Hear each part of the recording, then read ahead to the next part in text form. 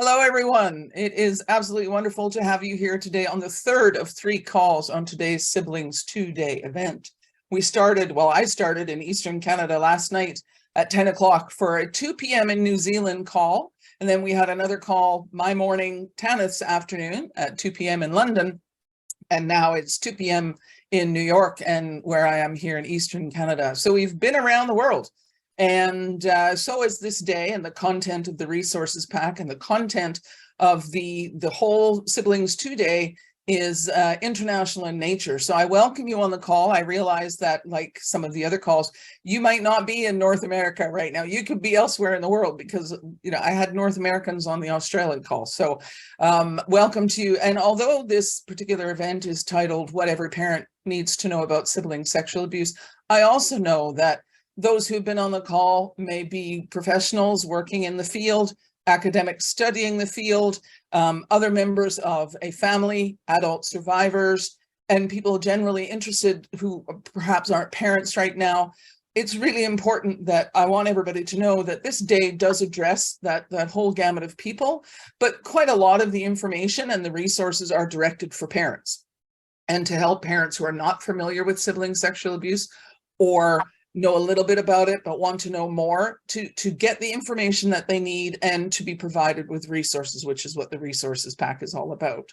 I also want to mention that it's really important that wherever you come from in terms of this conversation, self-care and taking care of how you engage with the information is super important. Earlier today, we had a very busy chat room on a previous call, which is another reason why Tanith is here. She was on that call with me, and together, just the two of us, it was very difficult to manage that chat effectively. So she kindly offered to come back for this call, and Tanith's role today in this call is predominantly to make sure that people who are chatting away or using the Q&A function to ask questions, endeavoring as much as we possibly can to make sure that everybody feels heard. So we want to make sure that happens. In order to help with that, if you have a question, please use the Q&A function that's on your Zoom controls.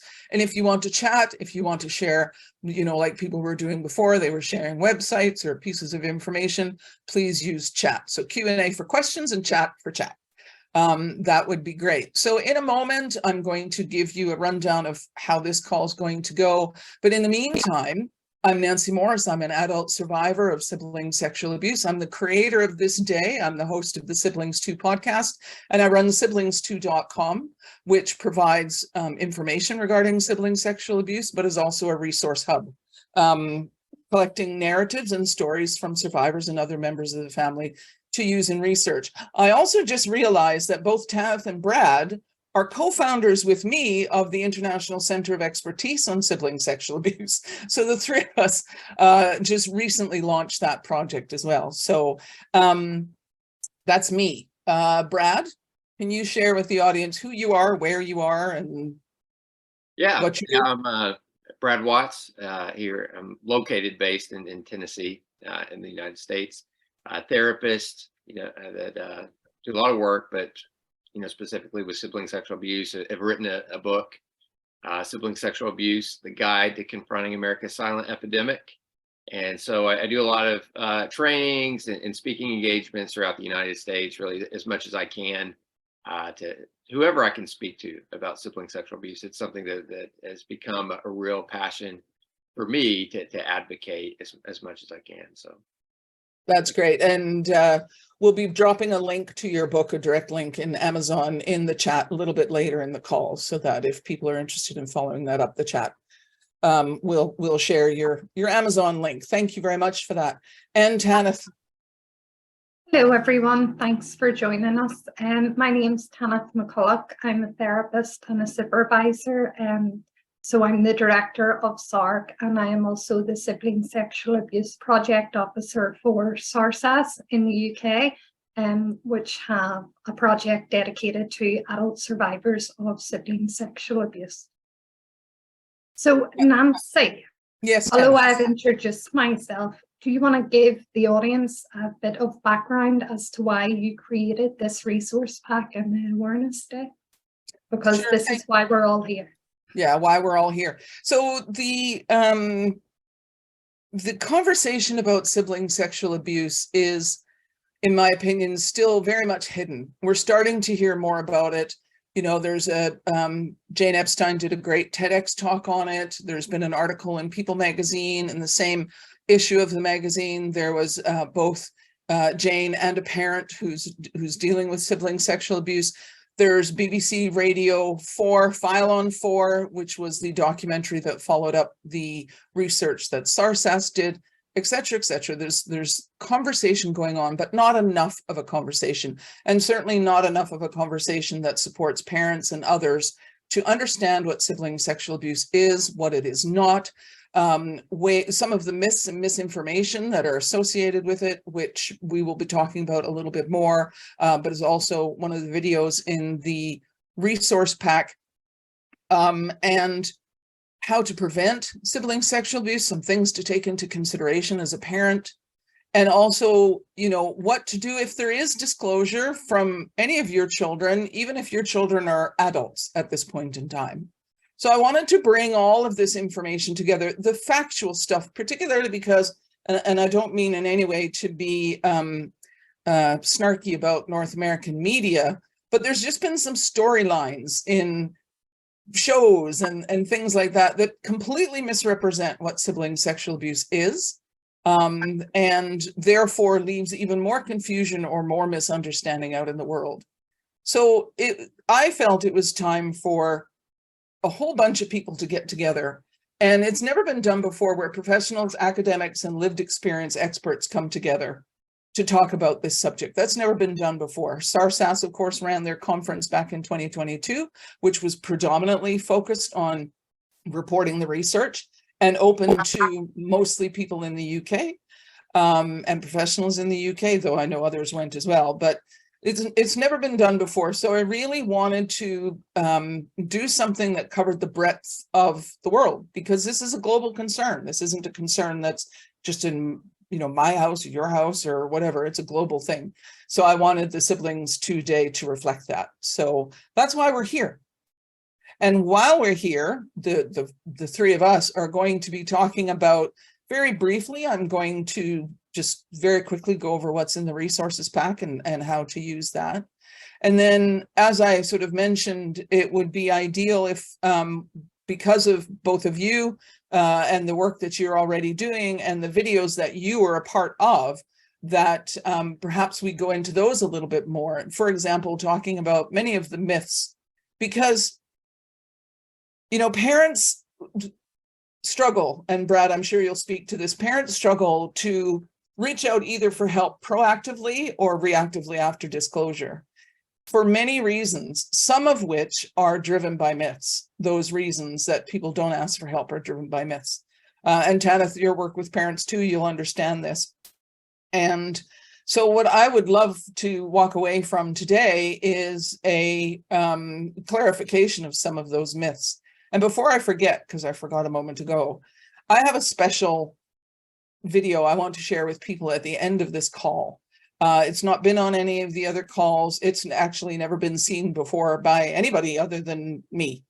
So I want to share that with you, and I'll tell you the story about that before I do that. So if Brad or Tanith, if I forget later in the call, would you please remind me to share the story and play that video before we disconnect. So so do we have is there anything coming up in chat or questions yet? Just want to remind people that they can use those if they want to engage. Tanith? Well, it was a reminder that Brad was also interviewed in the People magazine article. Oh, that's right. Yes. Thank you, Maria. Thank you, Maria. Yes, he was. I forgot about that, Brad. I forgot you were in the People magazine. So that's very good. Okay, so the resources pack. So what I did is I compiled everything into the resources pack, and everybody should have received it by now. In fact, some of you will have received it 2 or 3 times, depending on when you registered for this event. The resources pack is free for you to download, and you can share the links within it. Please don't share the resource pack itself, but you can share the resources that are in it with other people that you want to share the information with. You have direct links to 11 videos and 1 podcast. Now, the original agenda of the event would have only had sort of 8 videos, but during the course of my putting this together, there were 3 other conversations that popped up that were really important. One was a one-to-one conversation I had with Claire Blur over at SARSAS in the UK regarding their research and some of the information that came out of that. I also had a one-to-one conversation with Jane Slofsky and her team, or Carrie Jenkins from her team, at the University of Oklahoma's Health Sciences Department regarding problematic sexual behavior, cognitive behavioral therapy, which is a form of therapy that works really, really well with problematic sexual behavior. We had a conversation about that type of therapy and sort of what it looks like, but also the context within which things occur. And also I had a wonderful conversation with 6 other sibling sexual abuse adult survivors who all have a message for parents in particular, but also for other survivors. So I did a separate video on that. And then I had a conversation with John, which is a pseudonym for a gentleman in the UK who's in his 50s, who only recently revealed to some members of his family and to the police that he was abused by his brother. So on my SiblingsToo podcast, he shared his story, his thoughts and his feelings about this whole process that he's now in the middle of.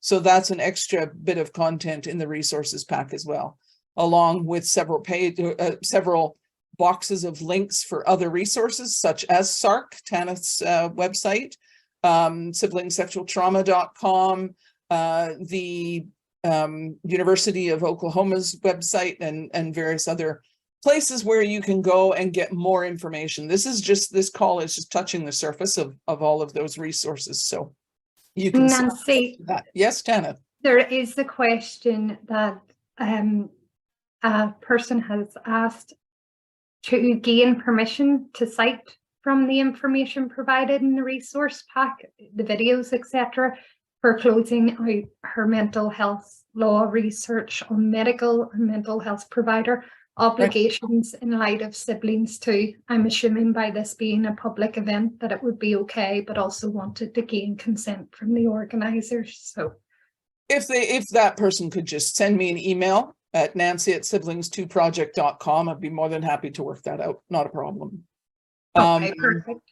Yeah, and all the links, of course, within the resources pack are public links, so that's fine.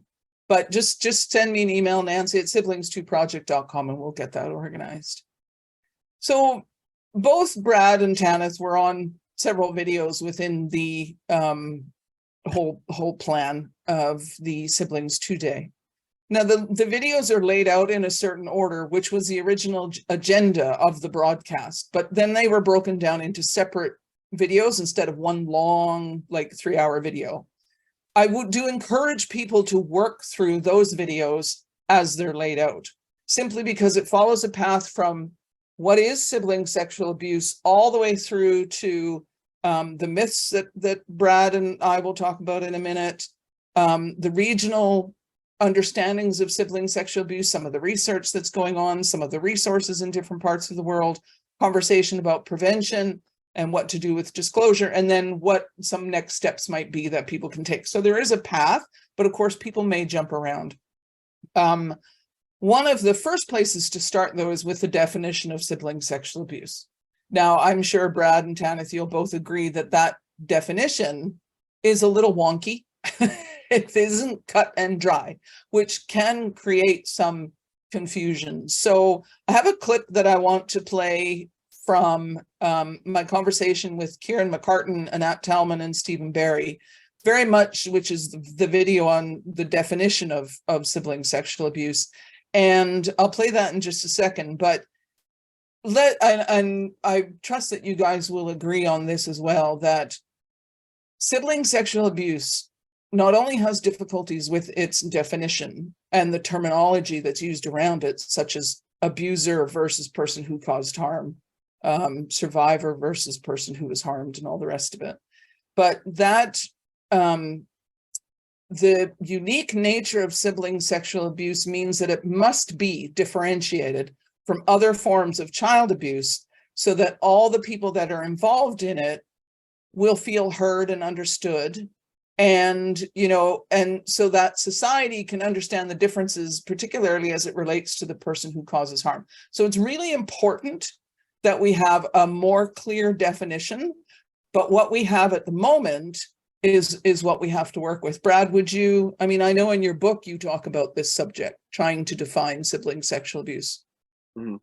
Yeah, I mean, that's one of the real problems. I remember probably 9, 10 months ago, I reached out to Nat Tallman, and you know, we were having some conversations about it.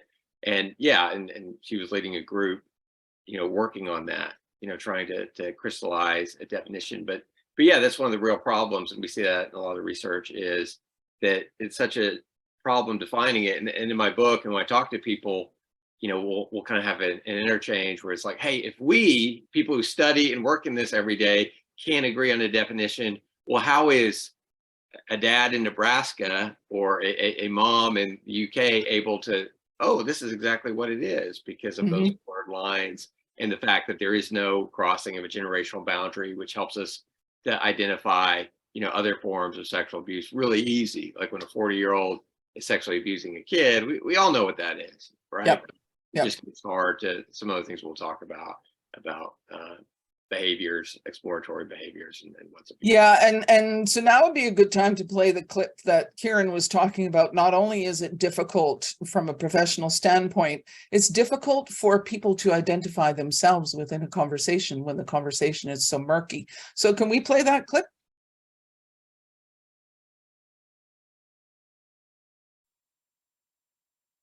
Yeah, like going back to an earlier point, one of the challenges around this is definitional, because people are not necessarily asked about this straight out of the gate.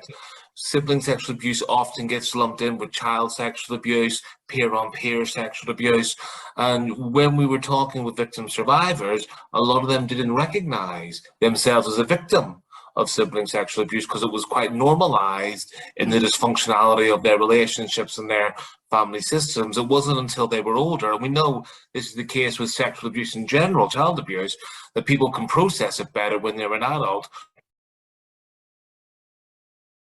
Yeah, so, you know, if we're not clear on the definition, then people, including the person who was harmed, even other family members, the parents, have a hard time identifying, is this normal curiosity or is this something that's problematic to abusive? And also Claire Blur, when she was talking about double dilemma, what that actually means, but also part of the research that SARSAS did, you know, not having a clear definition, I also think contributes to the really low percentage of people that even identify sibling sexual abuse as a form of abuse. Can we play that clip, please? I apologize, Nancy. I was just taking care of something technical. Which clip is it that you would like? It's ready. The double dilemma one from Claire. Yes, thank you. Thank you. No problem.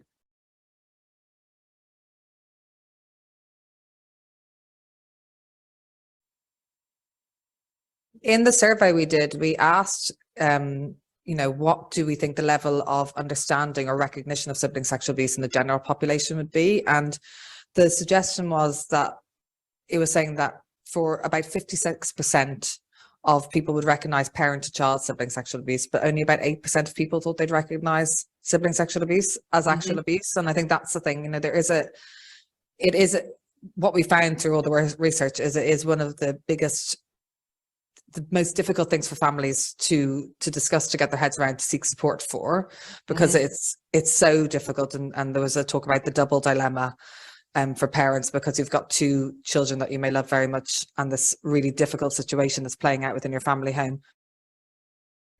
So we've got a situation where, you know, there's this confusion and these myths and everything, which we're going to jump into here pretty quick, that's just making it even more difficult for people to either see themselves or see their family or even begin to articulate what sibling sexual abuse is. And that's why, and Tanith, we've said it in other calls, and Brad, you and I have talked about it before, normalizing the conversation of sibling sexual abuse, breaking the silence and stigma by having conversations. No, we're not promoting the act, but we are promoting the idea that people, parents, kids, communities need to talk about sibling sexual abuse now. You know, it needs to be happening, because if we're not talking about it, then all the things that we want to see happen, maybe changes in legislation, changes in funding, the opportunity to talk about sibling sexual abuse is perhaps part of sex education in schools.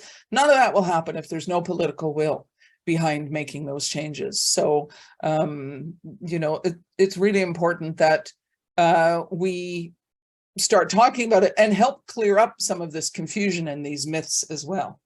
So let's dive into those myths, shall we, Brad? Not in depth, because there's a video, the myths and misinformation video that you and Spencer were part of. And I have a clip from that too, because one of the key myths is that the person who causes harm is in some way going to grow up to be a predator or a pedophile or something like that. So as adults, we have a tendency of looking at child abuse through the lens of anybody who abuses a child is a pedophile, a predator, and in some way particularly deviant. So I've got a clip that we'll just play right now, and then Brad, perhaps we can have a chat about it and see if others have questions or want to discuss it in the chat. So can we play that clip about myths, please?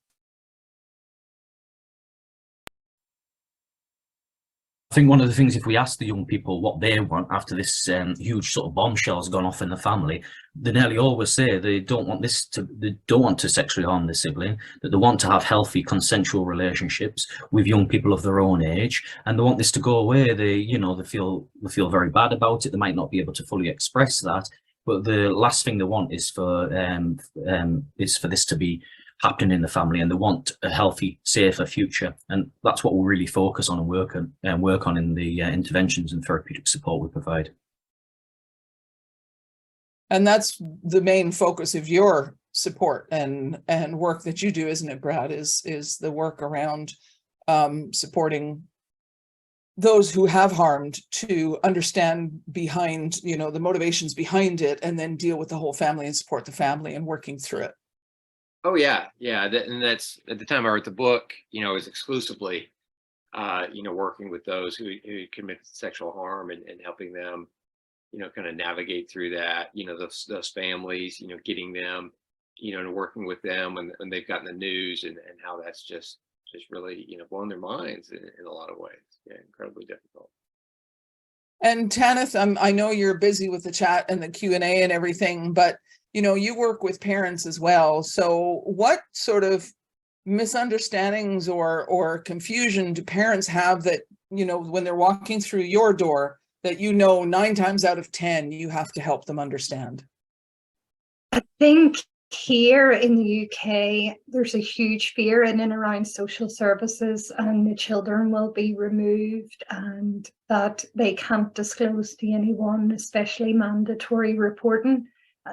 For me, it is about helping parents see that how to work with both children is about getting the help and support, and social services see it now as a family problem and a trauma, and it's about helping facilitate and empower parents and everyone working together. So I think not only have we the fear and the myths and the taboo in and around SFA, but when you think about not being able to reach out to professionals, thankfully, that is now diminishing, and the early intervention is proven very successful and effective. So it's all those fears that parents are having to work with that prevent disclosure. Yeah, and not having disclosure and or not seeking services when disclosure occurs is like the thing that destroys the family. As you say, Tanith, silence is the, can you fill that in for me again, please? Silence is the biggest transmitter of trauma. That's exactly it. You know, if, for example, parents are aware and they don't intervene or they don't help and support, there's then the re-victimization of the child who has been harmed and the shame that they have to carry. Again, there's all the old societal stuff, you know, you don't talk about family business out of the family, and sweeping it under the carpet. What messages does that send to the child who is harmed and the child who has been harmed? Yeah. And it just breaks down family relationships further down the line. Yeah, and when it festers for too long, it's difficult to come back from that. It can take a lot of work, right, Brad? I mean, if you know, the concerns of the parent get in the way of the intervention, or even the prevention, the concerns of the parent gets in the way of that. It, as you say, Tanith, there's that secondary victimization and or the exacerbation or the festering of the pain and anxiety. So one of that's bringing to mind also, though, something you said, Tanith, there, that, you know, it's societal stuff and it's the way society deals with things. Jane Solovsky, in my conversation with her, if we can cue that one up, please, she made some very good comments that I think now is a good time to hear regarding our perception of our children and how that impacts how we respond to our kids. So if we could play that one, please.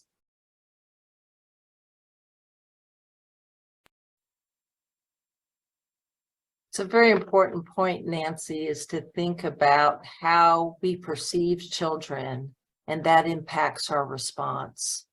And definitely a perception that's out there is that children wouldn't do these kinds of intentional or harmful behaviors that can hinder our then response and fail to get help early when it's really needed. I think what's important to bring up here is that most people are making decisions based on myths when it comes to children with problematic sexual behavior, because we have, as a nation and as a world, have not raised this bar of truly understanding sexual development, how to promote healthy sexual decision making, and what are the reasons why problematic sexual behavior can occur and how to address it. So for me, I think one of the most important things that anybody involved in this day who's listening now or gets the information later or sees this recording later, the most important thing that you can do is ask yourself, what is my opinion about children, and do I have an opinion that children are always little angels and they're not capable of this sort of harm? Do I have an opinion that I can't talk to my kids about this because, or any sort of sexual boundaries or anything like that, because if I do, then I may sort of inadvertently promote the behavior, you know, all of these sorts, like asking yourself these questions and then becoming educated on the answers, I think is the best thing that people can do when they leave this particular event. And, you know, after they pick up the resources pack. Brad, you work with parents and families all the time, both in a preventative, I mean, predominantly after the fact, but also in prevention as well. And Tanith, that's your area of expertise as well. You know, what do you think about how society as a whole and families more specifically need to maybe shift their attitude about this whole subject so that they can have conversations within their household and within their community? Yeah, I mean, what pops to mind is just, hey, parents don't want to talk about it. They don't want to think about it. And it's just, we want to put our head in the sand and pretend like that doesn't happen. And you're right. It's where people are like, well, if I bring this up, maybe they'll do it, or, you know, those things can happen. And the opposite is the case. You know, it's about on a bunch of different levels, the importance of having these open lines of communication, you know, talking about boundaries, talking about age appropriate sexuality kinds of things, because that's going to help as they're able to talk to parents about really uncomfortable things starting at a young age. Again, age appropriate for whatever the age may be, but they're going to be able to come to you when things happen or things that they're uncomfortable with. And one of the big problems that we have, that I've seen in my work, is just nothing is said because they're scared About anything. Yeah. You know, what's going to happen. And I think about kids that I've worked with in a group setting and those kinds of things. And we would frequently, I would ask them and ask them things like, hey, you know, how old were you when parents even, you know, talk to you about sex, just kind of sex education, sexual health kinds of things. And we get these answers like never, when would be appropriate? 16. Well, think about it. If someone's started, and we'll hit on this, I don't want to dive into it, but influenced by pornography or those kinds of things, their young brains that haven't fully developed yet or come anywhere close to that, they start looking to act those things out. It happens within their home, as opposed to, hey, let's talk about it, with parents, or curiosity. Where are they going? Not just pornography, but to friends at school, other things that they hear. And again, the impact that can have on these young developing brains without any real knowledge. And that's one of the things I've seen a lot in my work, is kids not having much of a clue about any kind of healthy sexuality. I mean, well, I didn't have a clue when I was like 12 or Yeah. 13. I mean, and that was a completely different age, and I certainly didn't have access, as you say, to pornography. And it's an illusion to think that your children won't see pornography, because it's been shown over and over again that by the age of 12 or 13, almost all children have been exposed to pornography in some way, shape, or form, usually without the knowledge of the parents, and usually having questions with no place to go because they don't have the relationship in the family. So they go to their friends, and no offense to their friends, but it's probably not a good place to go to get real good information.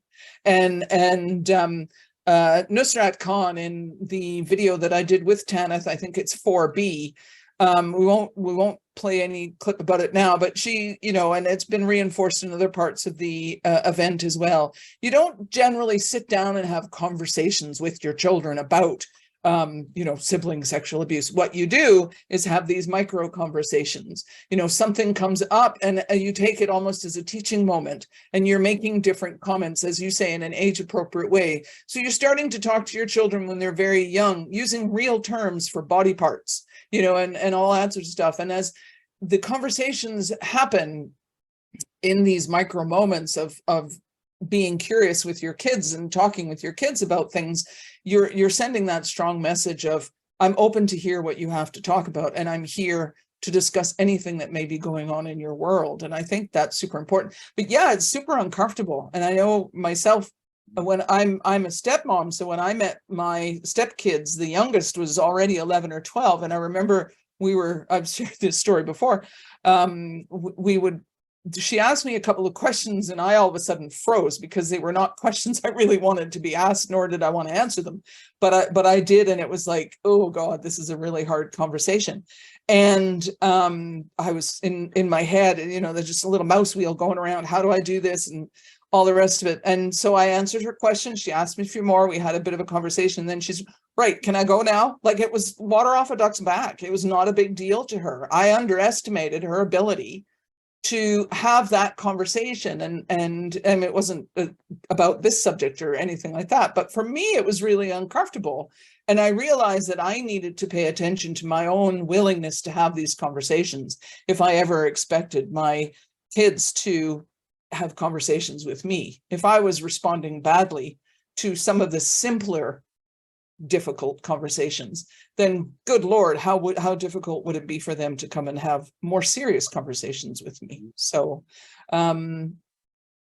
the thing that I think, as I said, I want to leave people with, and the whole purpose of the event today, with the gracious and wonderful support that you guys have given and the other speakers, is that it's okay to be concerned as a parent or any member of the family, to be concerned about, how do I deal with this subject?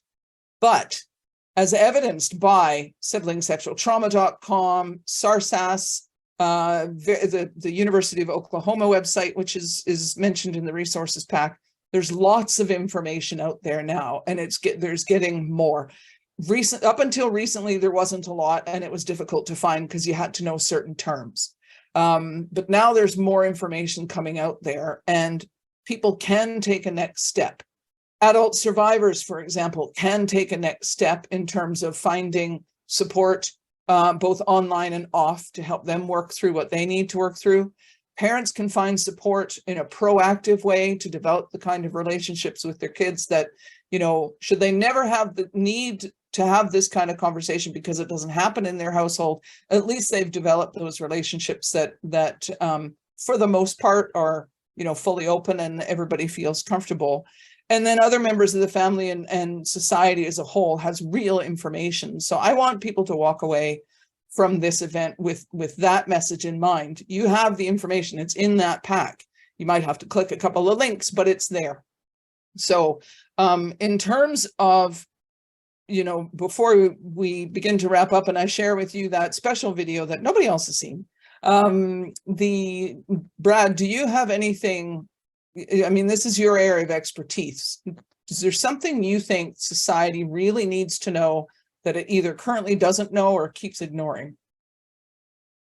Just you know, the severity of it. You talked about it earlier. One of the things that you know, personally, I would love to see is like in the United States, like local governments, you know, at the city level, at the state level, recognizing it, doing things to recognize it. I mean, I've sat on boards, you know, where they're presenting cases of abuse, things are reported through social services and things, and not having a clue, you know, about anything to deal treatment wise or anything else about, you know, the kid that has committed the harm, the sexual harm, or even with the family, and just kind of working through professionals there. So I've got many things that I think I can crystallize that. That's all right. I'm trying to corral you into one. Yeah, we'll just focus on the one, just acknowledging it and not lumping it in. You know, that's one of my frustrations that I've experienced, just lumping it in with family trauma, you know, troubled family, you know, neglect, but really calling it, oh, here are these cases. We have a case of sibling sexual abuse. You know, this is what to move forward on it, and reaching out for professionals to receive that help, because professionals need, you know, ideally in a perfect world, we would have a social worker that could guide families through the difficult maze that exists once disclosure happens. And so to help with that support, one of the real problems is we don't have any of that. You know, families are just kind of muddling through. Well, hey, here's a, you know, I go to this website, or I go here, or just trying to find other things, or I get a lot of emails about stuff like that. Hey, what to do, you know, and I'm in a different state, in a different country. And fortunately, we have so much that is great that is out, like you've highlighted a lot of it. And there are so many more resources, but politicians, and you really can't count on them, but, you know, ideally, you know, we're living in the ideals here, you know, yeah, we would talk about it and say, hey, and address it in all facets of public service, of governmental agencies. And, you know, even like I said, law enforcement, people that I work with, I do a lot of training with them, and just, you know, bringing things up, because they see a ton of it.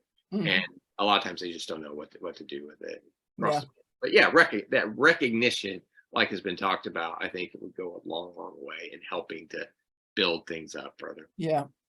And I think that's an important message too, because another thing that I would like people to take on board is that usually when change is created at that sort of level, the government level, it's a bottom-up process, meaning society needs to get pissed off about it. And they need to, not necessarily, you know, revolt or anything. I don't mean that, but we saw change occur, for example, when there was a real push, when conversations about sexual abuse in the church really got loud. Those conversations got loud.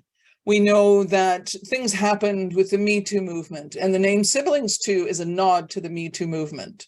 That's where I got the name from. This idea that, you know, the people can choose to say, I want this to end. I need more information, but I want this to end, or I want my government to take some responsibility here. As you well know, government bodies know that this exists, but is there conversation at the parliamentary level of this type of abuse? No, because it's for many people a difficult conversation. I know in the UK, there was a parliamentary committee that had a conversation about it after the File on 4 BBC radio documentary, which is excellent. But that's like the first time I'm aware of any check signing government body or anybody with that kind of power saying this is occurring in our communities.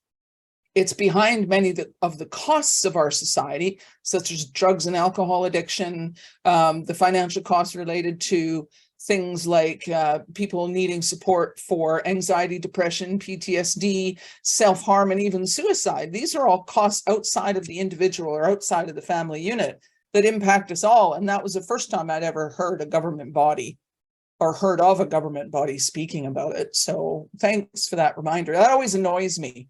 And I think that society needs to be a little more vocal about this subject. Hey, I want to know more and stuff. Tanith, I know you're still busy with the chat because I can see you typing away. Do you have anything that you want to say as a final thought as I interrupt your chat? Yes, and therefore my flow. My apologies. I think even to continue the conversation, even after today, share the resources with everyone, loved ones, family members, professionals, anyone that you can think of. The more we keep this momentum going, the more it will act as a preventative measure in creating the awareness, highlighting the impacts that it can have on the whole family. And also people now know where they can turn to for support. Years ago, they didn't. The silence they have held it, we know ourselves from the research, for so many years. So continue doing what you're doing, and thank you for joining us. I thank you for that. The momentum is here, and as I often say, we need to prevent the genie from going back in the bottle. There have been times in the past, there's been research from 40, 50 years ago on sibling sexual abuse, and there'll be a newspaper article or some little tidbit happening, and then it doesn't get spoken about again because people find it a difficult conversation to have. We kind of need to get over ourselves about the fact that it's difficult, society as a whole, I mean, and be willing to have these conversations about difficult things, because with the silence, we won't create any change if it's weighed down with silence. First off, I do have that special video I want to play in just a moment that I do encourage everybody to enjoy as we I'm playing us out with it. I'm going to tell a story about it in a minute, but I wanted to thank you both, Tanith and Brad, for being here. Who is one of the sponsors of the event. She's been so helpful with running the back end of the live events, and I really do appreciate her participation as well. But Tanith and Brad, you've been very supportive of this project from the get-go. Since I think, Brad, you were the first person I spoke to about it, and I said, what do you think of that idea? And you know, yeah, it sounds good. And that was the sort of reinforcement that I needed. And then Tanith, of course, all your support. I really appreciate it. I very much appreciate everybody who donated to the GoFundMe campaign, and to the sponsors in particular, such as SARC, ICESA, New Meaning, and again, without that kind of support, this day would not have occurred. I hope that this is one of several days, but I do hope also that one day we won't need to have these conversations. That's pretty idealistic, I know, but that would be nice too. All the volunteers and people who have encouraged me, because it's been a challenging few months putting this together. So I've had a lot of encouragement from people who may be on this call and already listening in. And I want to say a big thank you to everybody who's contributed in that way. It's not just sometimes, you know, the money or the financial donations, but it's encouragement and support. And we all need that. We all need that as parents. We need that as survivors or people who are in some way affected by SSA. We all need that sort of encouragement and support. So I just want to take an extra little moment to thank everybody for theirs. And also, of course, this event wouldn't have occurred without the generous donation of all the speakers, Brad and Tanith, yourselves included. People around the world were so enthusiastic for this day. I mean, seriously, Brad, you remember the early conversations, right? It was like, wow, that would be so fantastic if we could make this happen, sort of thing. Well, guess what we did? We made it happen, and that was because of all the professionals, academics, and lived experience experts who were so enthusiastic for this day to happen, and for it all to come together to serve and help parents, families, adult survivors, and those who needed this information who didn't necessarily have it. And of course, I can't leave this conversation without thanking everybody who's come on to these live calls, everybody who's registered on my SiblingsToo.com website, who maybe aren't on the live call but are receiving the resource pack. And I know, and like my request is that you use the checklist in the resources pack, and you have conversations, as you were saying, Tanith, with other people. And I know that I may not hear that they're happening. Of course, it's great if I do, but you know, I just sort of let it go out into the universe. I know people will take this information away and do something with it. So in advance, I thank you for doing things with the information that you're receiving today. Now, the story behind the video I'm about to play for you is a few months before COVID hit, I was at an event locally here in Ottawa, Canada, near Ottawa, with a friend of mine who's an author. She was invited to do a reading and of one of her books. And at that same event was a singer-songwriter who was playing some of her original music. And as I was listening, I thought to myself, this woman has a way with words and she understands things. I asked her to write a song related to sibling sexual abuse specifically.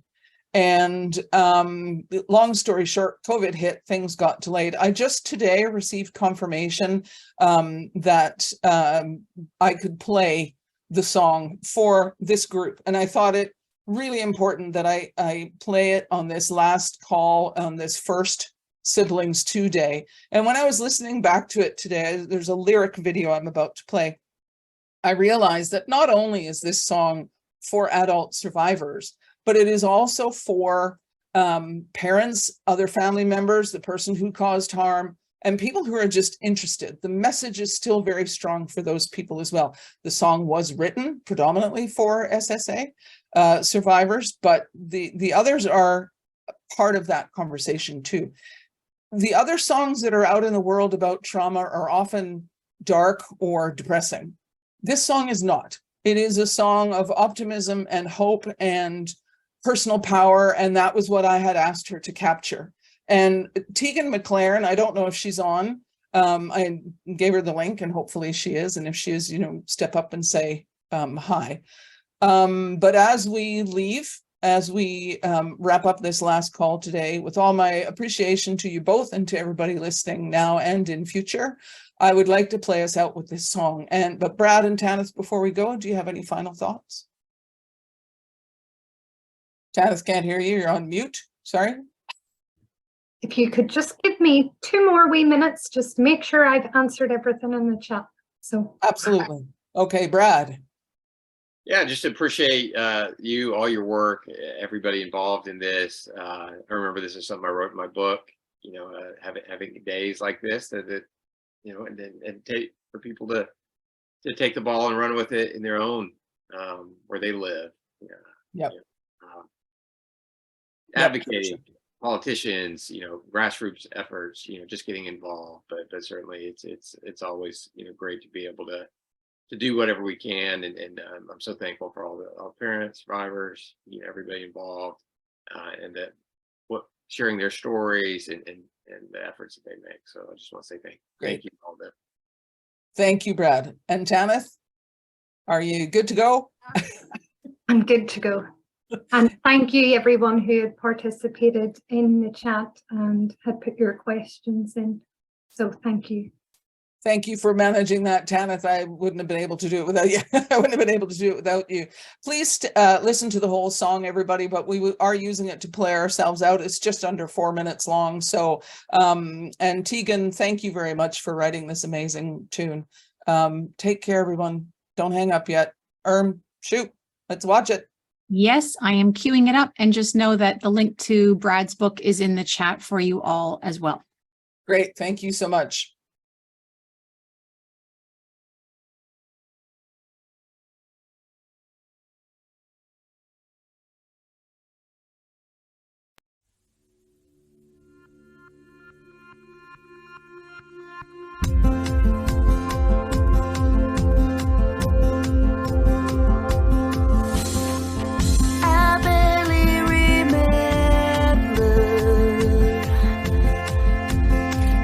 Daddy